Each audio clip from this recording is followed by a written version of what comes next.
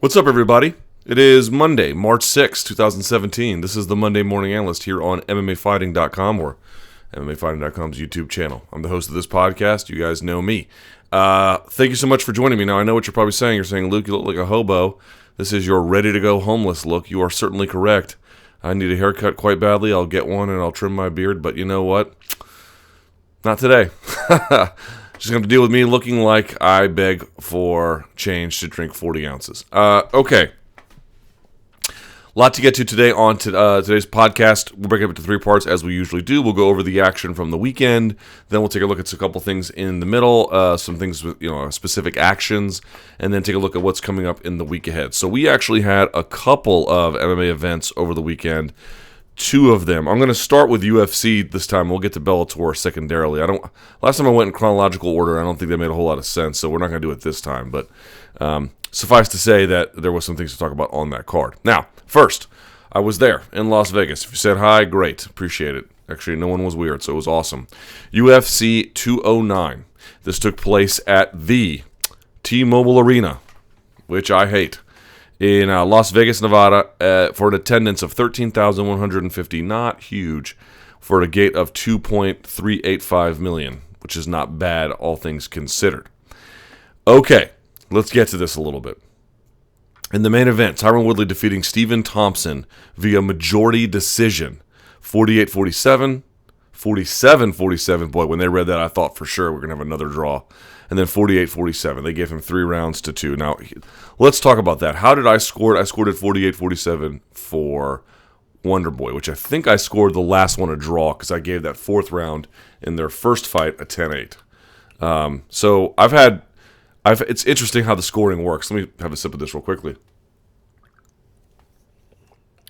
It's funny. Both times I've sort of leaned either even or towards Woodley, or Wonderboy, excuse me.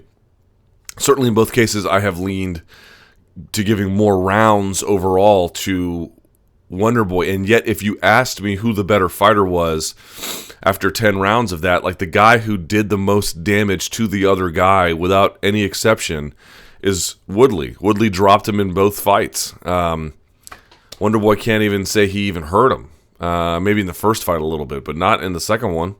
Like, he just never did a whole lot. So to me, like, I can understand if you scored it for Wonderboy. I certainly did too, but I'm not really going to stick to it too hard for the reasons that we know it's close. And two, we've been over judging so many times. You guys know as well as I do. It makes no sense to really argue about fights, number one, that are close, and number two, that are close with a whole lot of inactivity in between them. And then on top of that, 3 or C, whichever one I've been going through in terms of nomenclature, fights, as we judge them, when the judges turn in those rounds and they're scoring, it's just a rough draft of history. So, it's going to be imprecise and all over the place. And I don't think that 5th round merited a 10-8 necessarily under the old scoring criteria, maybe under the new one. But I don't, it's not that when I say I don't care about the outcome, I don't mean like, I don't care, what up? I mean, obviously you want to have some kind of adherence to the process, but what I guess I'm saying is this has all of the trademark characteristics to not allow you to complain. Disagree? Sure, no doubt about it. And that's fine. And that's actually a pretty healthy part of having a discussion. But to be like outraged or like angry, no, I don't think so. I don't think there's really any room for that. Now, I will say this, and I disagree very much with the champion on this. I was there when the champion came into the tent outside the T-Mobile Arena they've erected, which I can't believe is a real thing, but it is. And the media got a chance to speak to him. Here's how he defended his performance. Number one, again, I think he is the better fighter of the two. I don't see how you can really argue with that at this point. But he basically said, look, you're not in there with me. You're not in there with Wonderboy. You don't know what it's like to fight him. You have no idea. What am I going to do? I'm going to fight in a way that pleases you. I'm going to lose my belt. I'm going to lose a lot of money. I'm going to lose everything I worked for that. That makes no sense. And he's right. He's totally right. He has a responsibility to himself and his career and the things that he values to fight in a way that maintains those interests and maximizes his current position. And I don't fault him for that. I really don't. On Fight Night, I thought he could have done a little bit more, and I still think he could have done more, which I'll also get to in just a second. But let's say that was the maximum amount he could do, and he played in a way that he thought was the best for him. That's fine. That's totally okay. Here is where I disagree with him. if you want to say I had to fight in a way that was in keeping with my central interests, and I had to fight in a way that I had to be careful, otherwise I would just lose. If I wasn't this careful, I'd lose. That's okay. What you don't get to then say is, well, the fight was entertaining. Right? Like, we're not confused about which fight was more entertaining, Mirsad Bektic versus Darren Elkins or Woodley versus Wonderboy. Like, we're not like, gee, I just can't figure out which one. We can sort of naturally sort of say that Elkins versus Bektic was just significantly more interesting, or at least fun to watch. Maybe not more interesting. That's a bit more of a loaded term, but it had more entertainment value. In other words, if you want to say I had to fight a certain way and defend the fight on the grounds of your participation, that's fine. What you then don't get to say to the fan base is, and also, not only did I have to fight safe, it was super entertaining. You don't get to say that. Like, you lose that part of the argument. And that's okay. You have to be willing to accept that. Like, that doesn't mean the fans have a right to boo or shout epithets or whatever the case. But, if they have a right to say that fight sucked, yeah, they do. They are absolutely not merely well within their right, they're correct. The fight did suck. It wasn't entertaining. Woodley, in fact, is using an argument about the way in which he is defending his performance almost, if not outright, underscores that. I didn't do all these things you wanted me to do. I didn't go swing wildly. I didn't even really engage all that much, except in very precise terms, because if I didn't, I would lose. Okay, cool, man. But then we get to say the fight was boring or, just terribly uninteresting. Like, that you give up that argument by making the one you made, right? So that's sort of where I come down on this. Like, a fighter's going to fight in a way that's in keeping with his interests, and those interests might be sometimes fighting wildly. But at a championship level, these guys want to preserve their status, and that's completely okay. Makes sense even. But the fans are right, and they don't need to be lectured about it when they ultimately say, okay, cool, man, you want to fight that way? Not only your choice, I get it, I completely get it. But from my vantage point, from the vantage point of somebody watching, it was really dull. It was really dull. And you have your own interests, and the fan bases have theirs, and they didn't meet up in this particular case. But, I don't think it's fair to go to the fans, well, I had to fight this way, and also you don't have a right to criticize it. Yeah, they do. And I think there's also an argument to be made like, okay, there's swinging wildly, and then there's doing what they did. Is there any kind of middle ground? That's a tougher debate to have. I think there is probably a little bit more of a middle ground. But, look, everyone's sort of harping on the champ for what he did or didn't do. Wonderboy didn't do a whole lot either, man. Like, he really didn't. And I thought this was going to be a fight where, if it went to a draw last time, guys would just give more a second time. But it turns out the opposite happened. Like, they gave even less. And if you want to criticize the champion for not doing enough, that's fine. But you got to, as much, if not more, criticize Wonderboy for just really not committing to a whole lot. A very dull affair, a very uninteresting affair ultimately. Woodley sort of said, well, it's a chess match. Not all chess games are super fun or interesting, man. Like, some are. But like that it is a chess game is, relative to a checkers game is not in doubt.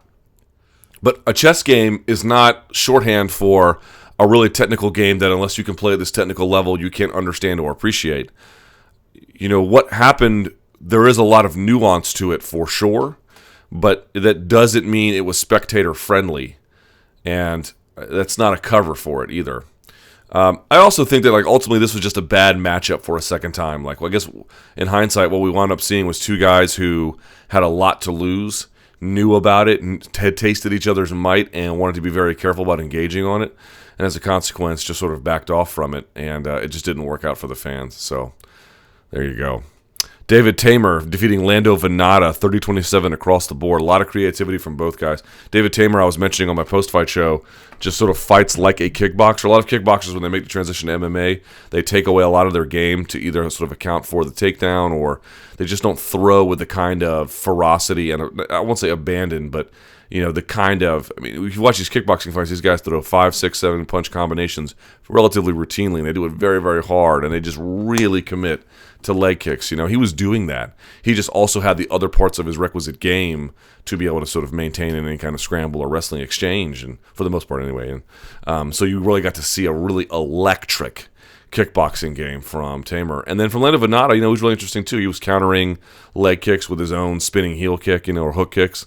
And he was being creative too. It's just the firepower, I think, of David Teymur got him by surprise. The activity got him by surprise. David Teymur was like what I call actively counterfighting, where he was actively backing up, knowing Vannata would follow him, and then cracking him right when he came into range every time. So there was a lot to appreciate from both guys, and learning experience for Vannata. I think he'll come back for this. I do think he has a super bright future, but you got to make some calculations. And I think he was headhunting a little bit here too. Not quite enough body work, and David Teymur was as well. But if you're going to be first more often, if you're going to put more punches together, you're going to be able to get away with it, and he did. Dan Kelly defeating Mirsad Evans, split decision, 29-28, 28-29, 29-28. Dan Kelly's great, man. He made a point that he thought the wrestling and the judo had canceled each other out. I think that's right. He was never really able to get Rashad's hips to turn completely over on any of the throws. Rashad doing a good job of keeping his, never getting too far next to the hips of Kelly and getting a hand to plant when he needed to not get turned over. So really great job by him. But Dan Kelly was able to shut a lot of that down. I thought Dan was busier in the clinch.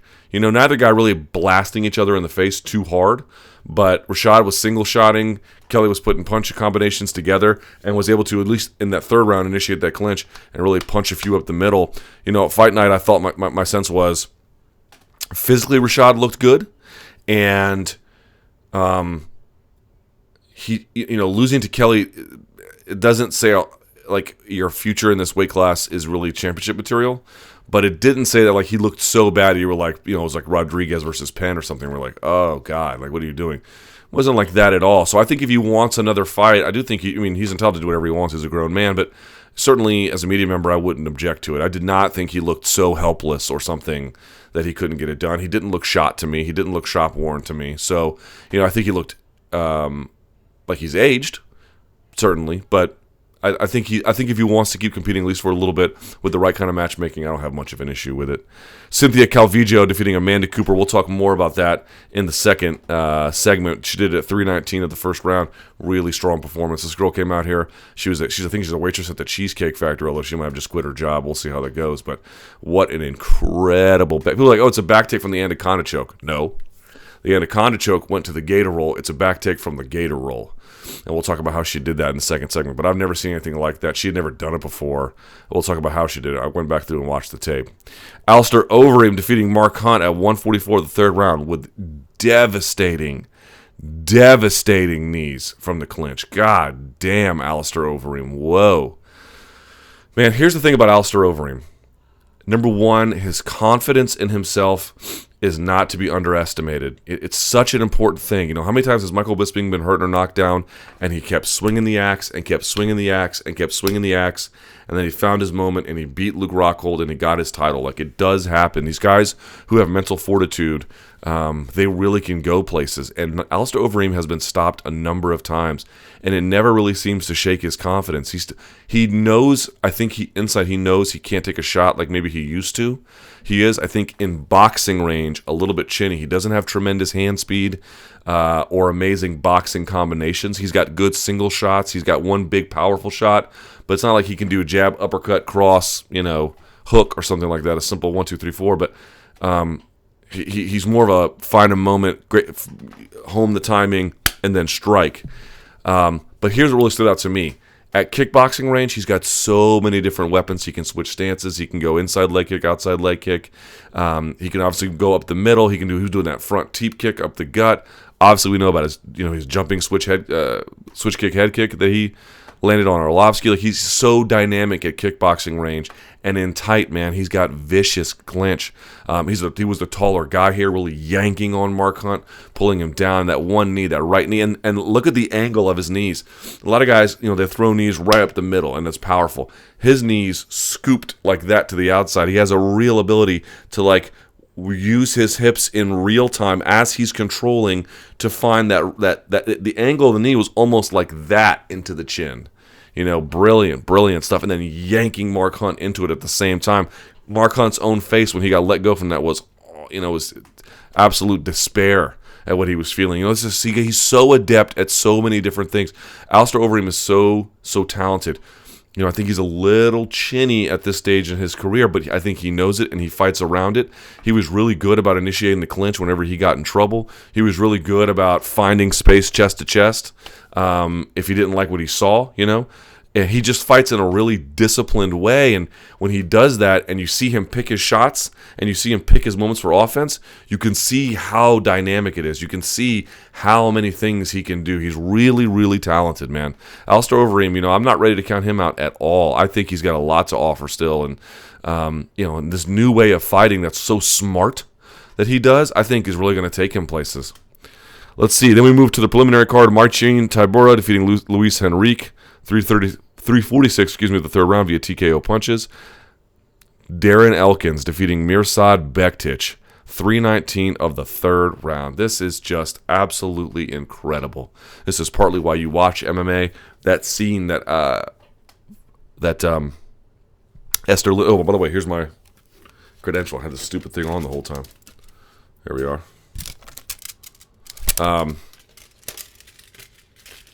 Still had Habib Ferguson on it. Look at that. Isn't that sad? That scene that she captured of him exploding with joy after stopping Bektic is, I think, to me, going to replace maybe the Tony Strickland fight after David Loazo, where he was, covered in his own blood as well. What can you say about the perseverance of Darren Elkins? I said this on the post-fight show, and I'll repeat it again. Certainly we've seen other kinds of bravery, like the transcendent kinds, right? Like if you join the military or you're a policeman or fireman, running into a burning building is crazy. But in an athletic contest, in those narrow parameters, you just don't know people like Darren Elkins. You don't know guys like that who are that tough. There are a handful of people in the world as tough as Darren Elkins in this athletic kind of contest. You cannot replicate this. You cannot teach this.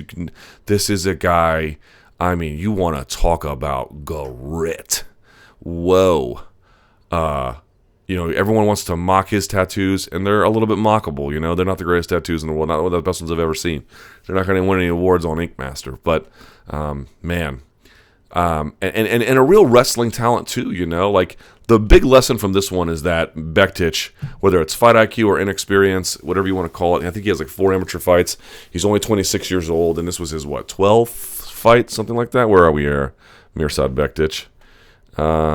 This was his 12th fight, so it's a fair amount of inexperience, and he's been a little bit inactive. 2 fights in 2015, 1 in 2016, 1 in 2014.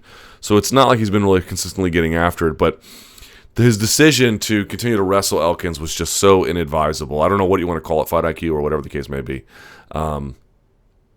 But the other story is Darren Elkins, number one, hanging on, not giving in, and sort of finding a way to use his superior wrestling talents, it turned out in the end, to get it done. I think a fresh Elkins and a fresh Bektic clearly goes to Bektic.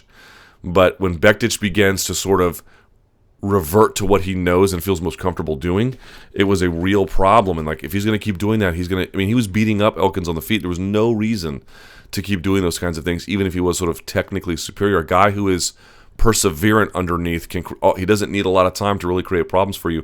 And someone asked us after the fight, we're like, is Bektic chinny?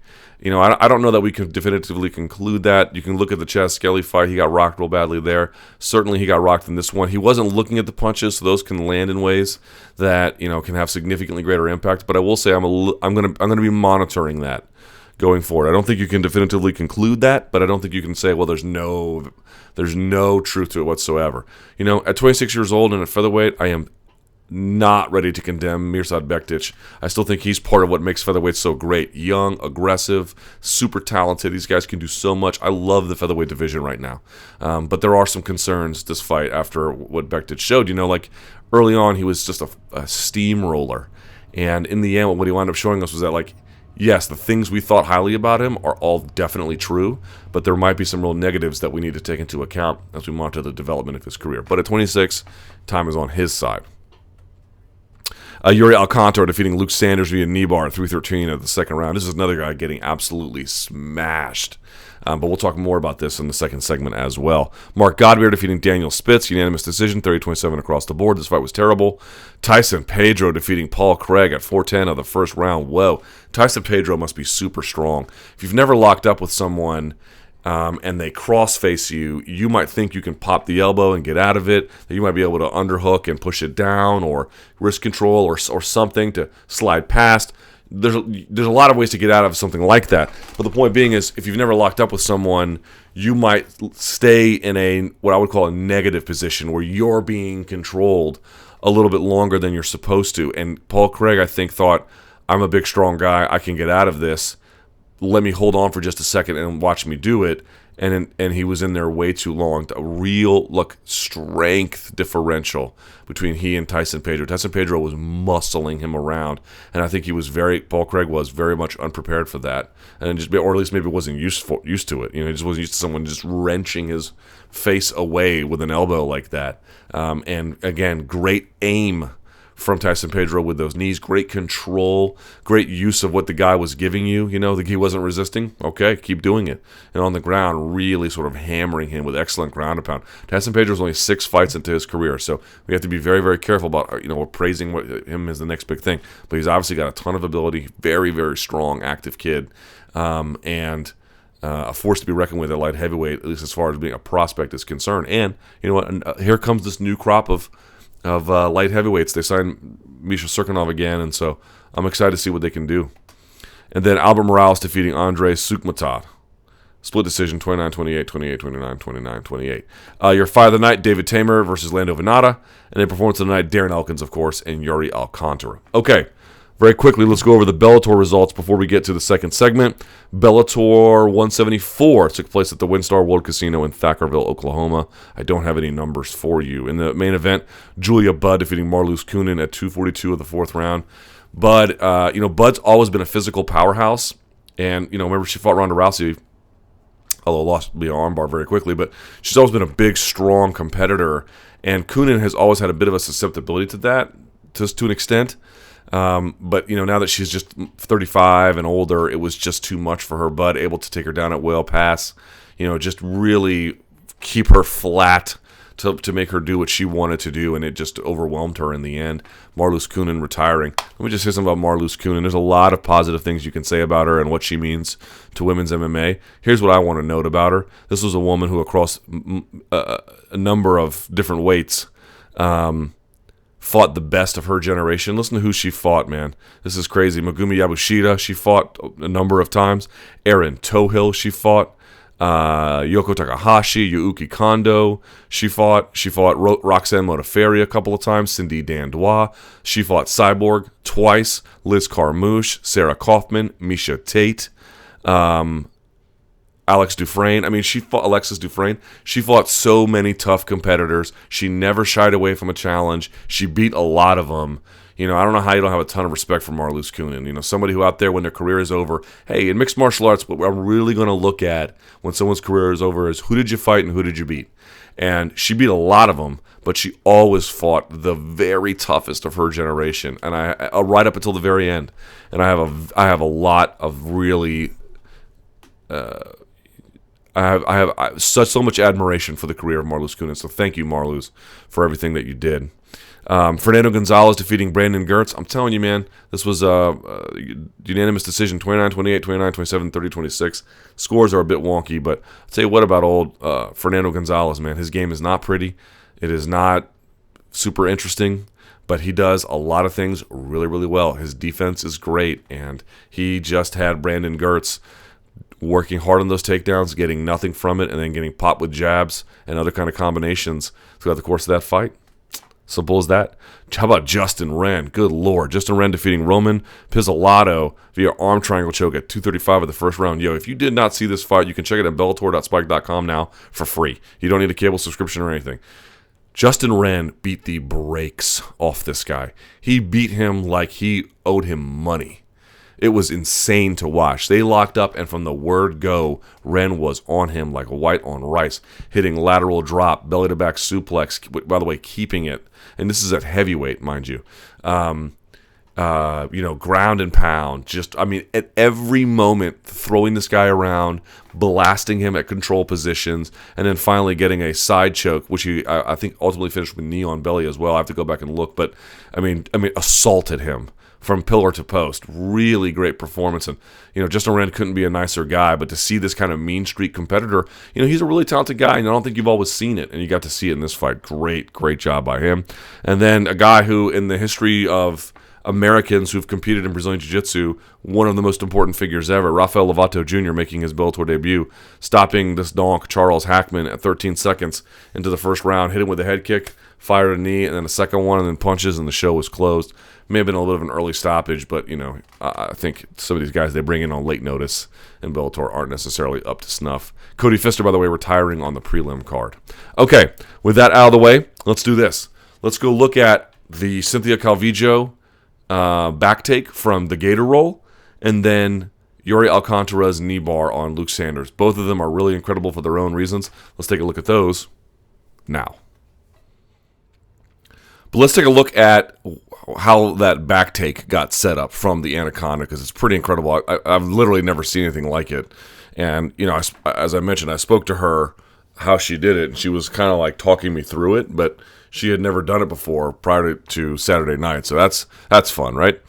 All right, so here we go. You can see that Cooper is trying to do what's called a technical stand-up, where she's got her elbow posted behind her. Eventually, this will be her hand. You keep this hand in front of you, and then you plant, in this particular case, with your left leg until you can whip your right leg around and behind you, and then you stand up. That's how a technical stand-up works.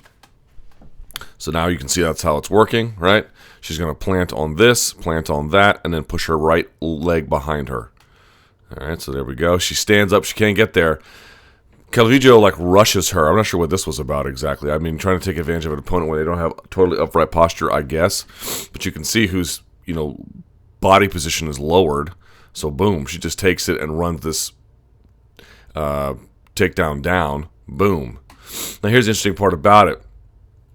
This is perfect, right? Right behind the hamstrings, driving through. It's more like a blast double than a technical double, and that's what gets her into trouble, because what you see here is, as she goes down, number one, Calvillo had the presence of mind to already lock up a grip here for the turn. Two, when Cooper drops here, this is one of the problems with the blast double. When you just blast double someone, if you can really pull out their legs from behind them, then it's probably okay. If it's a true, the word blast is kind of important there. But one of the reasons why a real double, at least the way it's taught, is that you make contact with them and then you change at a 90-degree angle. And the reason why you do that is, at least in MMA purposes, not only does it put you in side control, but it prevents something like this, where look at that leg that's up. She didn't really, Cooper, throw this behind her, and she kind of got halfway to the turn. Right, so it was kind of just a sort of a confused takedown in a way. So what happens is, look, because she didn't really lift Calvillo off of her feet, Calvillo gets this leg on the inside and is going to use it right underneath the hips to turn, to at least to keep the momentum going. You can see she's got this grip locked up here. It's all in one motion, but this wouldn't be possible. One, if you cut a 90-degree angle and you landed in side control, or two, you had such a blast double that you really completely lifted their feet off and out from underneath them, and she did neither of those things. So she gets turned, and you could tell she wasn't prepared for the turn, because when she lands on the side of her ankle. She doesn't land on her heels and then try to really work for something. Sometimes you can see guys, they get surprised with the turn, but once they're in midair, they have this super awesome reactive decision making, and they'll land on their heels and begin to move. She landed flop to the side, almost like a break fall. So you could tell she got caught by surprise on that one. But now that she's down there, she begins to try and turn up to her base, which she gets to. All right, and what is Cynthia doing? She's doing the correct thing. She is heavy hipping into the side of the single that Cooper is trying to pull, right? Look at her hips. They're facing this way. That's the correct way. Maybe you want to get an underhook in here, depending on what you want to do, but, not all that essential. But so far, she's doing the right thing. Live toes. Okay, cool. So all that is good. Let's keep going here. So now Cooper's doing another wrong thing where she's trying to push into the takedown to get her hands clasped, but she's doing it on her knees. This just sets you up for all kinds of problems. Like, it's hard to explain, but the basic reasoning is that if you're crawling on your knees, number one, you're not in an ability to create a fast scramble. And number two, the longer you spend controlling on your knees while the guy or the lady on top of you is on their feet, you just give them so many more options to either set things up, to break connection, to do all kinds of things. Like, just think about it.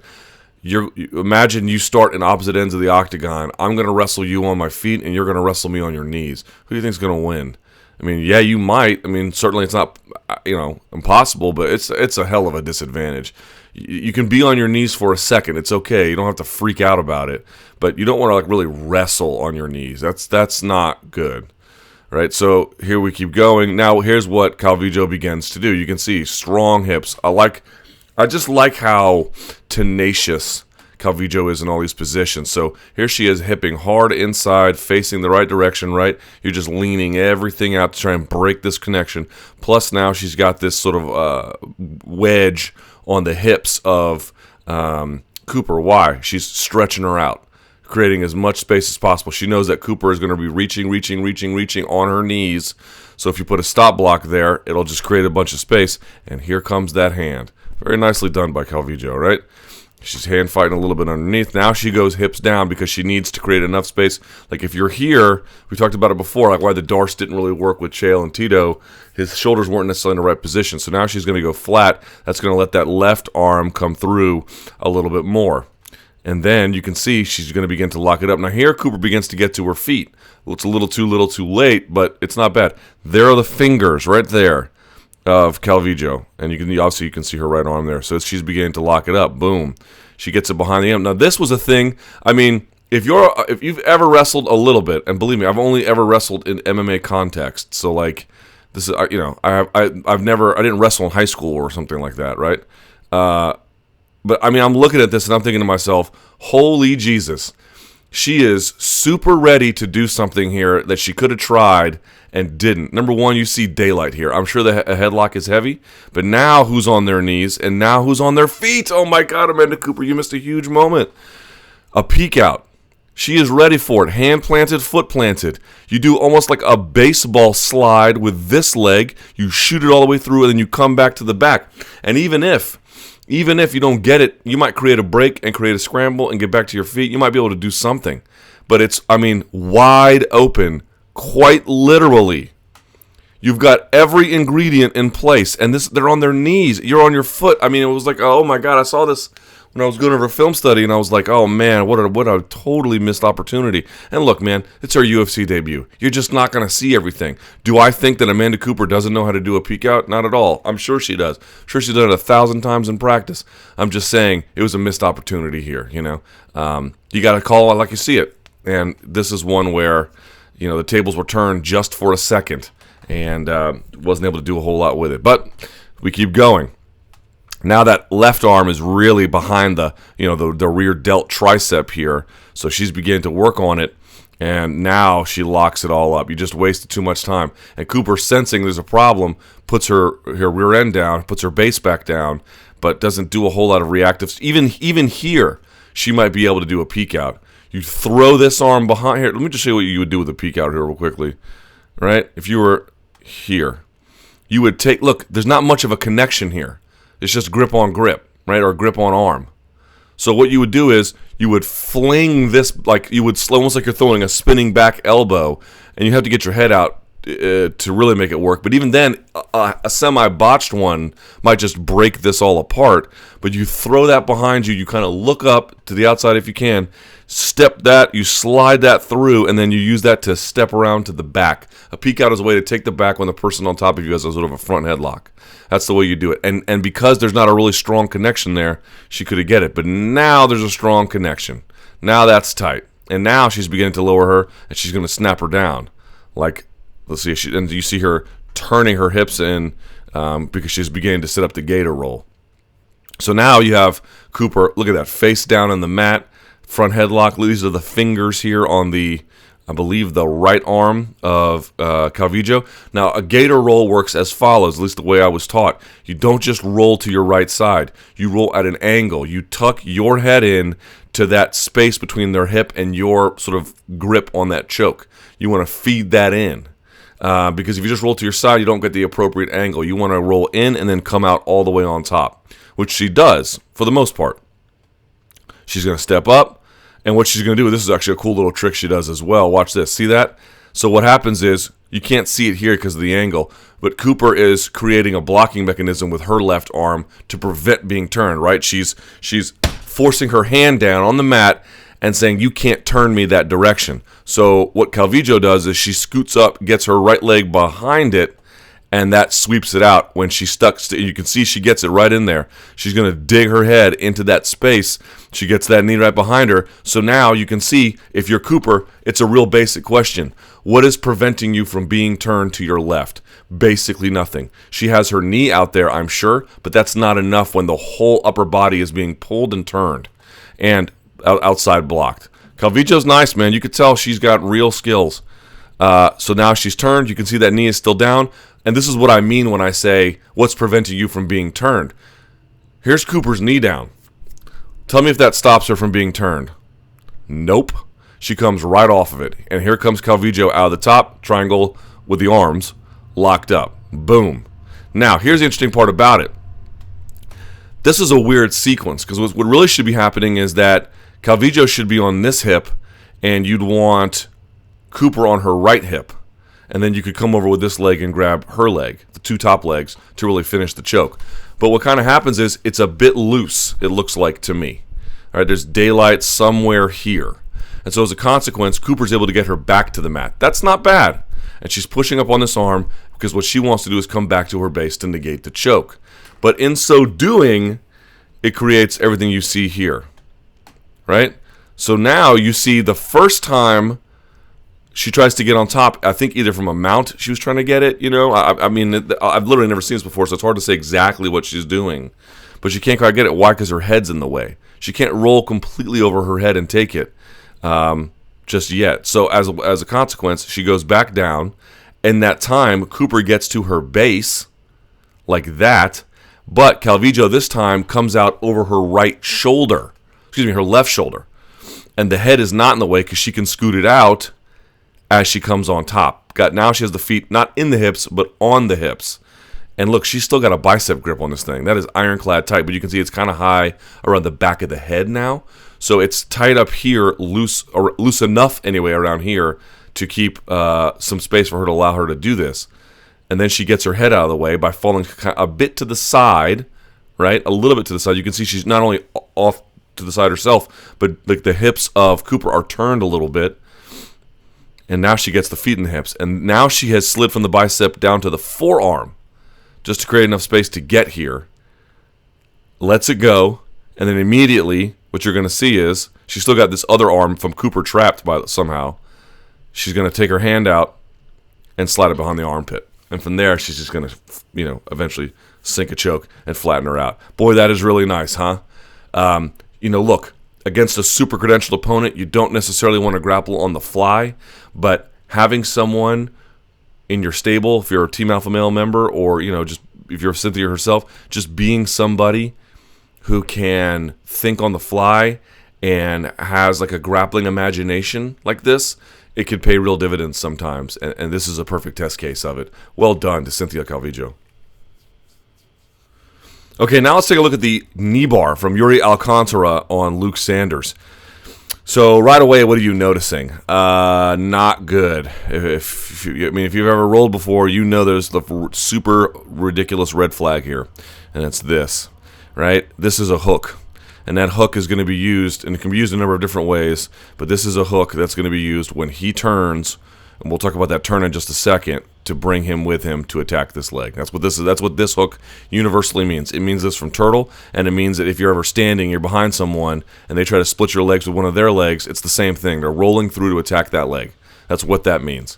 And so maybe, look, I am sure that Luke Sanders knows this, but maybe he feels comfortable here. Maybe he feels like, hard to say exactly what he wants here, but But sometimes these guys, they roll with guys in the gym, and they don't face anybody who can attack them like someone that will in the octagon, and they think that they've got really good defense. And I don't know that's the case here with Luke Sanders. I want to be super fair to him, because here's the thing about Luke Sanders. He was beating on Iuri Alcantara in a ridiculous way, which we already talked about. He was looking good, man. The guy's got a ton of skills. I don't think he's unaware here of this, but he just let it go too long. Right? I mean, that's just the reality of it. He let it go too long. And why he did that, maybe he feels comfortable because he's never faced someone who can do this to him. I don't really know. But here's what I think happened. I'm going to try and, this is the autopsy of a defeat, so I'm trying to figure out what happened here. This is my best guess. So here's what's going to happen. Man, Iuri Alcantara, I cannot tell you how good this guy is with finding the right angle for his hips. He is so ridiculous at it. And this is what I mean. Here's what they commonly teach you in jiu-jitsu. Commonly.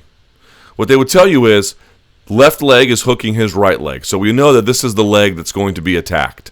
But what they'll tell you is if you got this leg in the middle of them, in this case Alcantara's left leg, what you're going to do is you're going to let your left shoulder come to the mat. You're going to roll over it. And what that would do is that would roll you over and it would roll him over as well.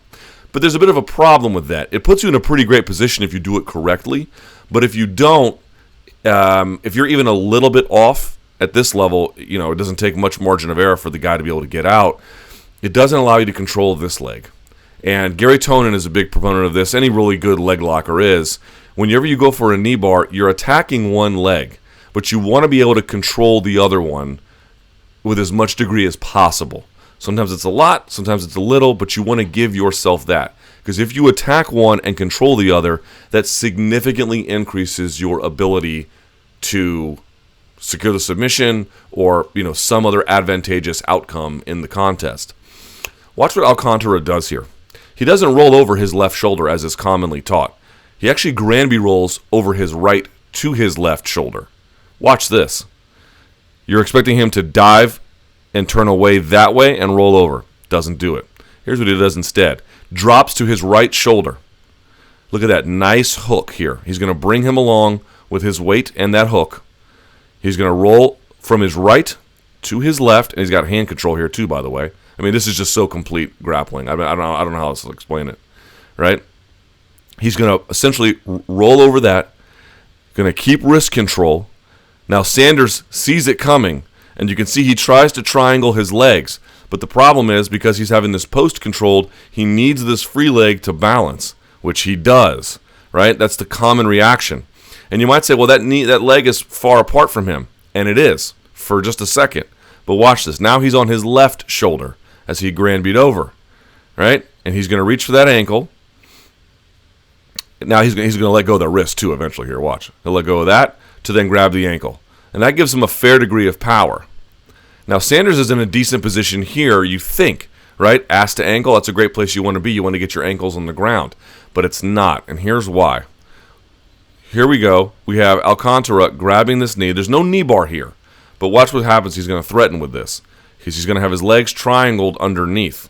What that's going to do is it's going to allow him to lift the base of Sanders up and get his legs behind him. And to at least grab the ankle with a fair degree of authority. Like that. Really get the meat of that forearm behind it. Now, if Sanders can keep his weight down here, he's in a good position. But one of the keys to the knee bar, and it's the same as the arm bar. A lot of people think the arm bar is just extending your hips through the back of the elbow, and that's a big component of it. It's also pinching the knees together, and it's also driving your heels to your rear end, keeping everything secure, nice and tight. He doesn't have a whole lot of that going on just yet, but you're going to see that's going to pay dividends, including something else. And this is why he Granby rolled over. Look at him doing this. Watch. You're going to see this. This is pretty amazing. He's going to use this to partly lift Sanders, right? To keep nice control, partly lift him. That's going to get, look at his hamstring is going to get stretched, player. And you're going to see something here in just a second. He's going to get that like this. He's going to reach the other hand behind it and pull on it like that. And that puts us here. Now, we still don't have a knee bar because, look, the ankle's facing this way, the feet's facing this way. That means the knee is too. And you can't do a knee bar to the side. I mean, I'm sure this is uncomfortable, but this is not a finishing position. But here is the problem for Luke Sanders. What do you notice here that is preventing him from doing anything he wants? Two things I would point out to, but one that Alcantara really has control of. Number one, this fence. He can't really go this way. I mean, he can go this way a little bit, but there's nowhere for him to really go. Number 2, it's this. This is the key to everything. This is why he Granby rolled from right to left as opposed to left to right. And the reason why is because he's attacking this leg. He's got this leg and his hips up close to his hips to help him control it. This is preventing Luke Sanders from turning. He wants to swing this leg over the top of Alcantara and come around and face him, but he can't. So he can't turn this way because then he'll go, knee bar down. So he's stuck there. He can't go straight because he's looking into the fence, and he can't turn around because this leg will stop him. He just can't create enough angle to swing around. Alcantara has the better angle. His hips are facing the leg. He's just in a much better position to control here. This is why he Granby rolled. Watch when we go back to the Granby roll. Look at where this leg is the whole time. This will be in a better position. Now, he could have stepped up here, but his weight was getting pushed, right? And he was getting grabbed with this one, so he's freaking out about it, not even thinking about this one. This one needed to step, and he had to come around. That's what he had to do. Because what he can't do now, watch. Now what he can't do is he can't really step up and come around because this one's going to be pulling his weight back. He might be able to step up, but he can't create any separation from it. You see, he's trying to push away. He can't really do it. Even if you want to, he was blocked, and this one's getting hooked, right? Literally, like the instep pulling it in. And if he tries to whip around the other way, he's kind of screwed. So he really has nowhere to go. And you can see him now, he's on his hands, and he wants to get away this way, and he wants to get away that way. But if he twists that way and it's not quick enough, he just gives the knee bar to him. So this is terrible, and he can't go this way. He can't scoop the heel this way because this leg is blocking him. Control one leg, cross yours, block the other. Bro, this is super nasty from Iuri Alcantara. How many times are we going to watch this guy work his hips on someone and be like, God damn, he's good? We saw this against Brad Pickett, and we saw this in a different way. Remember, we did this in the Monday Morning Analyst when he reset the armbar, and you're looking at it again. Iuri Alcantara is nasty. He is super nasty. His game in grappling is very, very complete. And this thing is so deep, he can't even get a bend in it to get away. Like, he couldn't get away from this if he wanted to. Remember that Lesnar knee bar that Frank Mir hit? I was almost surprised it worked because it was so low. You want their ankle by your ear or jaw. Look at how high this is. Still doesn't quite have the right angle, but you'll see he'll get it in just a second. So here's Sanders trying to get away. He's going to try and push his heel into this to break that so he can slide out. I mean, this is very, very deep, right? There he is pushing on it. Doesn't work, though, because now Alcantara uses this moment in time where this leg isn't protecting the base to drive his hips in and over. He just takes advantage of that. Comes in like that. Now he is on a knee, but he's going to just sort of pull this out from under him at this point, and he's going to come straight down.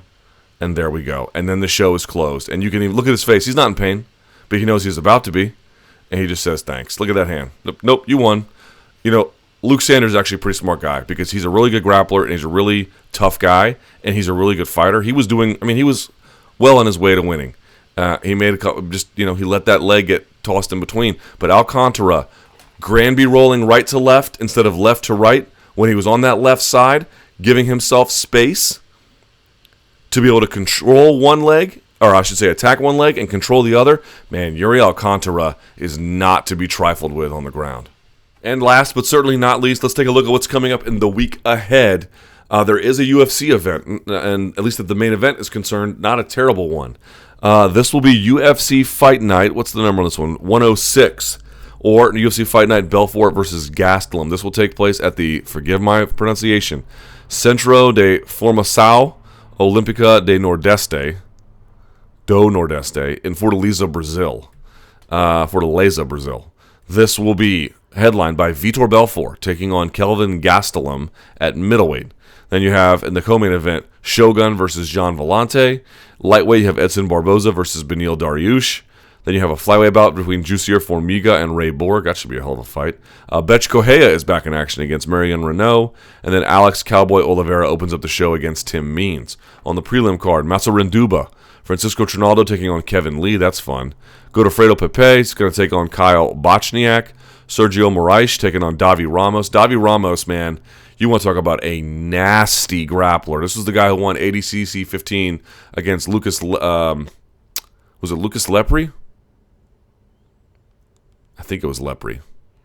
I'll have to double check. Anyway, he hit a flying armbar while the competitor, if it was either Leitch or Lepre, in sitting guard. Who did he do that to? Let me look up that real quick. Yeah, it was Lucas Lepre. Unbelievable grappler and very, very exciting addition to this card. Michel Prazeres taking on Josh Berkman will be the end of your Fox Sports card. And then on your prelim card, Hani Jason taking on Jeremy Kennedy. Hani Yaya taking on Joe Soto. That's fun. And then Gareth McClellan taking on Paulo Henrique Costa. That'll be on Fox Sports 1 and probably painful to watch. Okay, if you have any questions, email me, luke.thomas@sbnation.com. I'll see you guys on Wednesday for the live chat. And I appreciate you watching today. Give it a thumbs up, comment, share it around, subscribe to MMA Fighting on YouTube. And until next time, ladies and gentlemen, enjoy the fights.